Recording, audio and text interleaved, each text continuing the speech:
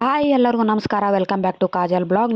ನಾನಿವತ್ತು ಬಿಸಿಬೇಳೆ ಭಾತನ ಮಾಡ್ತಾ ಇದ್ದೀನಿ. ಅದಕ್ಕೆ ನಾನು ಸ್ವಲ್ಪ ಆಲೂಗಡ್ಡೆ, ಈರುಳ್ಳಿ, ಆಮೇಲೆ ಬದನೆಕಾಯಿ, ಕ್ಯಾರೆಟು, ಆಮೇಲೆ ಬೀನ್ಸನ್ನು ಎಲ್ಲವನ್ನು ಸಣ್ಣದಾಗಿ ಕಟ್ ಮಾಡಿ ಇಟ್ಕೊಂಡಿದ್ದೀನಿ.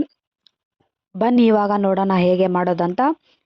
ನಾನಿಲ್ಲಿ ಒಂದು ಕುಕ್ಕರನ್ನು ತೊಗೊಂಡು ಅದಕ್ಕೆ ನಾನಿಲ್ಲಿ 1 ಕಪ್ಗಿಂತ ಸ್ವಲ್ಪ ಅರ್ಧ ಕಪ್ಪನ್ನು ತೊಗರಿಬೇಳೆ, 1 ಕಪ್ಪನ್ನು ಅಕ್ಕಿಯನ್ನು ತೊಗೊಳ್ತಾ ಇದ್ದೀನಿ. ಅಕ್ಕಿನ ಮೊದಲೇ ನಾನು ವಾಶ್ ಮಾಡಿ ಇಟ್ಕೊಂಡಿದ್ದೆ.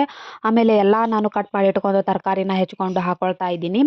ನೋಡಿ, ಈ ರೀತಿ ಎಲ್ಲ ತರಕಾರಿನ ಹಾಕ್ಕೊಳ್ಳಿ ಕುಕ್ಕರಲ್ಲಿ. ಇವಾಗ ನಾನು ಇದಕ್ಕೆ ಸ್ವಲ್ಪ ಒಂದು 4 ಹಸಿರು ಮೆಣಸಿಕಾಯಿ, ಆಮೇಲೆ ಸ್ವಲ್ಪ 2 ಲೋಟ ನೀರನ್ನು ಹಾಕ್ಕೊಳ್ತಾ ಇದ್ದೀನಿ. ಆಮೇಲೆ ಸ್ವಲ್ಪ ಸಣ್ಣದಾಗಿ ಕಟ್ ಮಾಡಿ ಇಟ್ಕೊಂಡಿರೋ ಟೊಮಾಟೊ, ರುಚಿಗೆ ತಕ್ಕಷ್ಟು ಉಪ್ಪು, ಅರಿಶಿಣ, ಕುಕ್ಕಿಂಗ್ ಆಯಿಲನ್ನು ಹಾಕ್ಕೊಂಡು ಲಿಟ್ಲನ್ನು ಕ್ಲೋಸ್ ಮಾಡಿ 1-2 ಸಿಟಿಯನ್ನು ನೀವು ಬನ್ನಿ. ಇವಾಗ ನೋಡಿ ನಾನಿಲ್ಲಿ ಗ್ಯಾಸನ್ನು ಹಚ್ಚಿ ಒಂದು ಪಾತ್ರೆನ ಬಿಸಿಗಿಟ್ಟು, ಪಾತ್ರೆ ಬಿಸಿ ಆದ ನಂತರ ಅದಕ್ಕೆ ಸ್ವಲ್ಪ ಒಂದು 4 ಟೇಬಲ್ ಸ್ಪೂನ್ ಅಷ್ಟು ಎಣ್ಣೆನ ಹಾಕ್ಕೊಂಡು, ಜೀರಿಗೆ ಸಾಸಿವೆನ ಹಾಕ್ಕೊಂಡು, ಆಮೇಲೆ ನಾನು ಕೊತ್ತಂಬರಿ ಪೇಸ್ಟು, ಆಮೇಲೆ ಬೆಳ್ಳುಳ್ಳಿ ಪೇಸ್ಟನ್ನು ಹಾಕ್ಕೊಂಡು, 2 ಕರಿಬೇವನ್ನು ಹಾಕ್ಕೊಂಡು ಚೆನ್ನಾಗಿ ಫ್ರೈ ಮಾಡ್ಕೊಳ್ತಾ ಇದ್ದೀನಿ. ನೋಡಿ, ಈ ರೀತಿ ಚೆನ್ನಾಗಿ ಫ್ರೈ ಮಾಡ್ಕೊಳ್ಳಿ.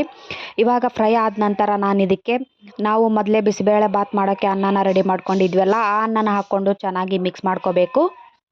ನೋಡಿ, ಇವಾಗ ನಾವು ತರಕಾರಿ, ತೊಗರಿಬೇಳೆ ಎಲ್ಲವನ್ನು ಹಾಕಿ ಅನ್ನನ ಮಾಡ್ಕೊಂಡಿದ್ವಲ್ಲ, ಅದನ್ನು ಹಾಕಿ ನೀವು ಚೆನ್ನಾಗಿ ಒಗ್ಗರಣೆಯಲ್ಲಿ ಹಾಕಿ ಚೆನ್ನಾಗಿ ಮಿಕ್ಸ್ ಮಾಡಿ. ನಾನು ಇದಕ್ಕೆ 1 ಲೋಟದಷ್ಟು ನೀರನ್ನು ಹಾಕ್ಕೊಳ್ತಾ ಇದ್ದೀನಿ.